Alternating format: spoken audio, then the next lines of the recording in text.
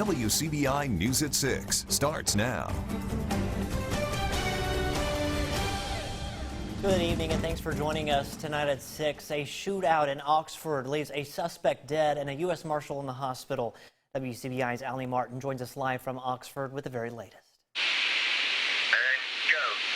Yes, I'm here in Oxford. I'm just a few feet from where everything happened this afternoon. It was around lunchtime. You can see the traffic moving right here on South Lamar. It was around lunchtime when officers were chasing a murder suspect out of Arkansas, 35-year-old Hunter Carlson. They had a arrest warrant for him.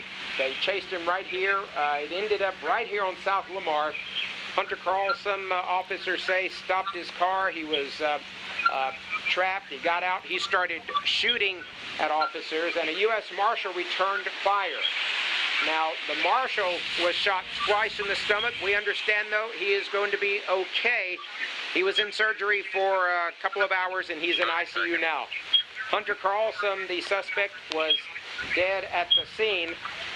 And apparently Carlson's wife was also in the vehicle with him. She was not harmed, and she was taken into custody right away. I've talked to some onlookers who didn't want to go on camera, but they saw the whole incident. They said it took a matter of seconds for everything to unfold. Of course, we're going to have more coming up on WCBI, coming up at 9 and 10. For now, we're in Oxford. We'll send it back to you in the studio. All right, Allie, thanks so much for that update. Investigators in Choctaw County, they're looking into a deadly officer-involved shooting. Sheriff Brendan Busby says deputies were serving a search warrant on Bluff Springs Road early this morning. At some point, investigators say there was an exchange of gunfire between police and the suspect. The suspect died in that shooting. Several agencies are investigating. Over in Tupelo, police there asking for your help finding a suspect accused of identity theft. Police say the man in this picture used a fake ID and forged withdrawal slips. The suspect is then accused of withdrawing cash from a victim's bank account at multiple bank branches across North Mississippi. Surveillance video shows him driving a gray four-door sedan like this you see here. Anyone with information on the suspect is asked to call the Tupelo Police Department or Crime Stoppers of Northeast Mississippi. Family, friends, and law enforcement are mourning the loss of a Mississippi Highway patrolman. Keith Cole passed away earlier this week after a battle with cancer. The 41-year-old was a longtime resident of Lee County. Trooper Cole graduated from the North Mississippi Law Enforcement Training Center in 2009, and he worked with MDOT before becoming a state trooper in 2018. A private service will be held at Tupelo's First Baptist Church. Then a procession with law officers from across the state will travel to Dorsey, where Trooper Cole will be laid to rest. Cole leaves behind a wife and son.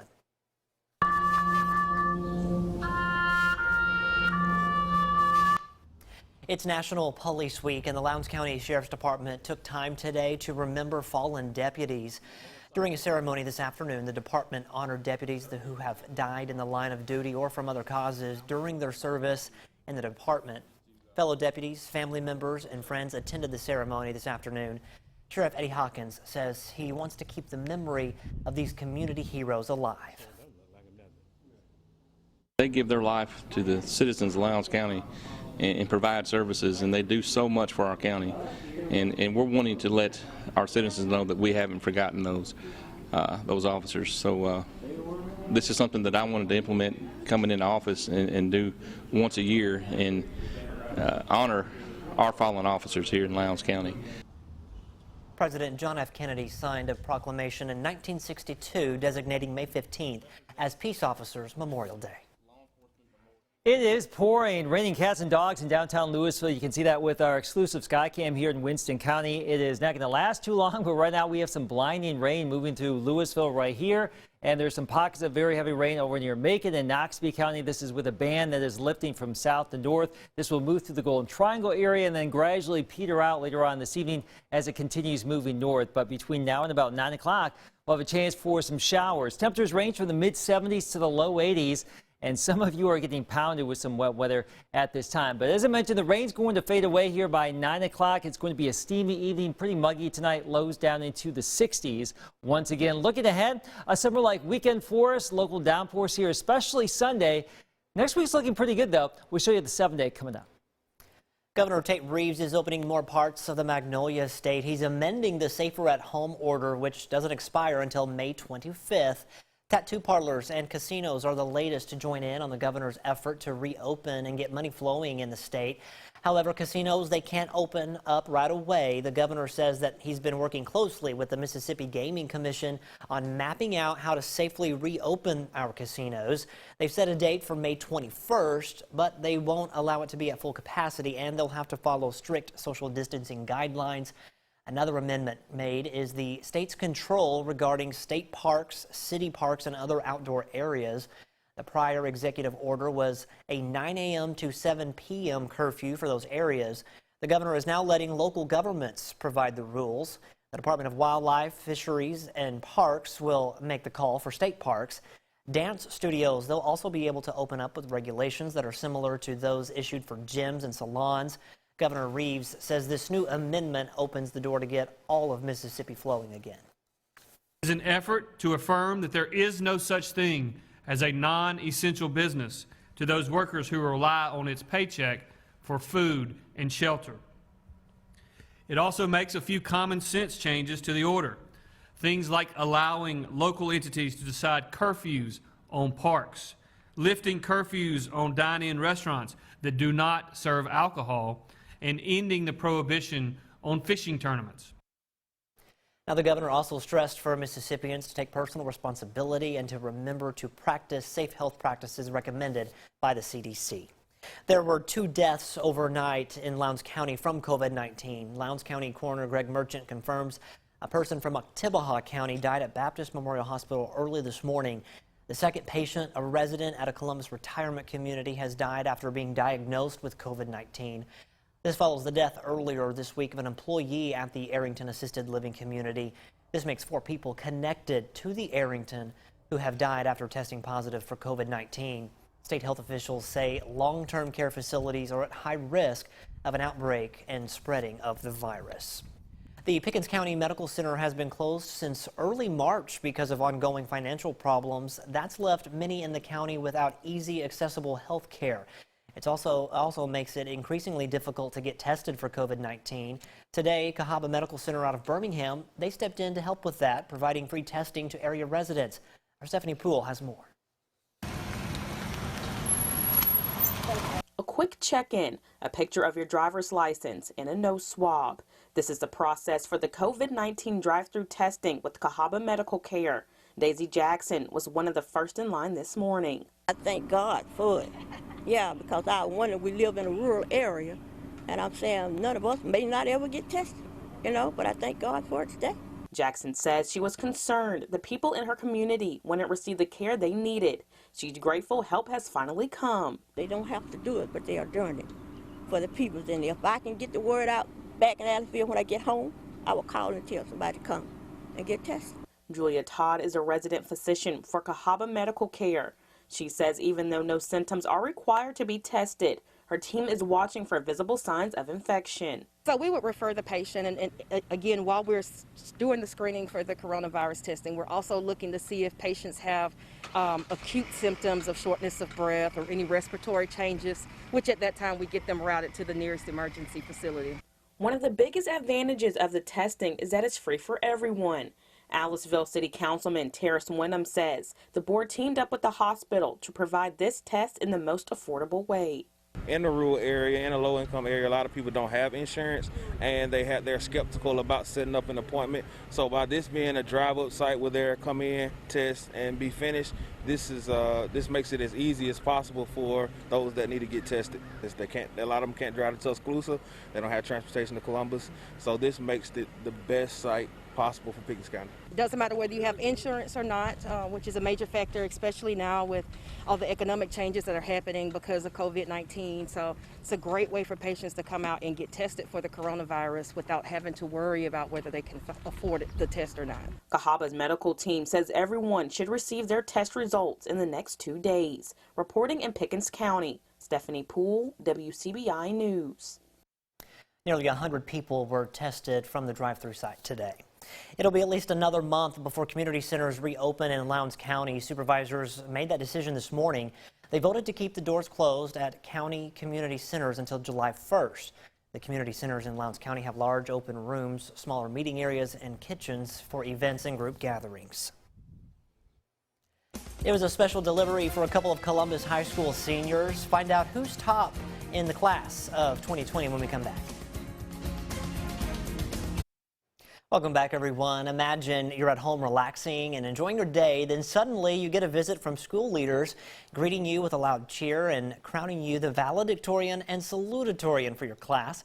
That's what happened to two Columbus High School seniors today. Our Quentin Smith, he tagged along for the ride and was there as the seniors celebrated this big accomplishment. Seniors Jakyron Dukes and Aaliyah Harris spent countless hours hitting the books and dedicating themselves to becoming the top students in their class academically. Now they're finding out all of their hard work has finally paid off. As Aaliyah Harris stepped out of her house, shocked and surprised by what's going on, she was greeted with a loud cheer. And she also received a medal from her principal, awarding her as the salutatorian for her high school class. It's a gesture that brought her to tears. Just to know that all the hard work I've been doing is actually leading up to this point, just that I accomplished this, to have this accomplishment is just one of the greatest feelings. But things didn't just stop there. A few miles down the road, there was another surprise. This time, it was Jakyron Dukes finding out she's being crowned valedictorian, an accomplishment that also brought out a lot of emotion.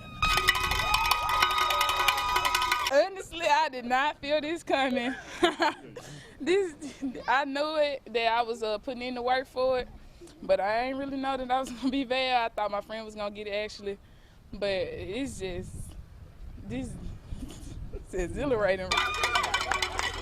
What makes this moment even sweeter is the fact that Harris and Dukes are close friends and say they were overjoyed when they found out they finished in the top 2 in their class.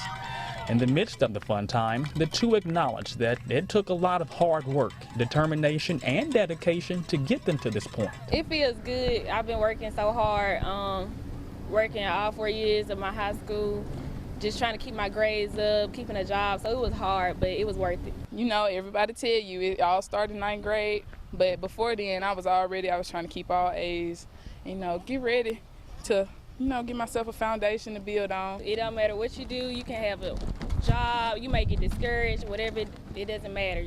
You can still do it. You still come out on top. When it comes to their college plans, Harris wants to attend Ole Miss and major in criminal justice.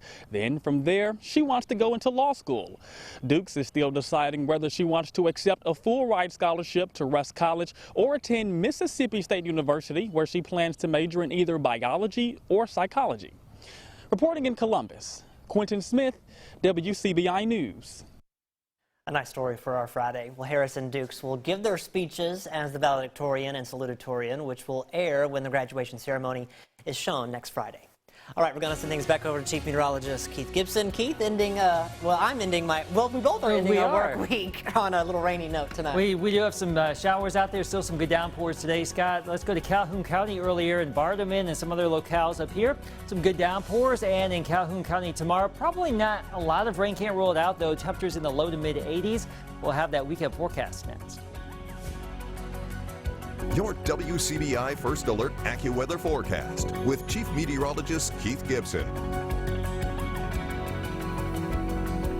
We've made it to the weekend. Our Saturday pretty warm, mid 80s in many spots. We're going to call it partly cloudy with a chance for a spotty shower or two. Just broad brushing the opportunity. Most spots probably won't see it. Winds from the south and southeast at about 5 to 15. So it's going to be a warm Saturday for us. The humidity level has come on up. You certainly know that. And that humidity can give rise to rain and storms. That's what we have going right now.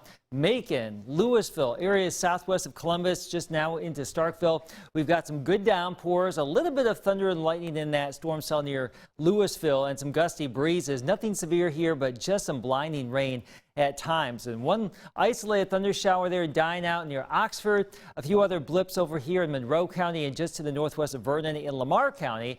some downpours. That's what we have going on across our area and across a good chunk of the region. All of what you see here will fade away by about 9 or 10 o'clock mid-evening, just like last night. 79 in Columbus right now. That's a live view in downtown. 76 in Vernon. Looking back to the northwest at some of those showers trying to butt on up. And let's go back down to Louisville. It's been a super soaker here over the last 30 minutes, and we still have some rain and temperatures now down into the mid-70s. That's the current lay of the land. So our hour-by-hour forecast shows the showers and thunder showers fading away by 9 or 10 o'clock, and then we're in the 60s. Clouds will fill back in for tomorrow morning, so I think we'll start out on a fairly cloudy note, much like this morning. We'll break up those clouds during the course of the day. Temperatures will skyrocket back into the low to mid-80s.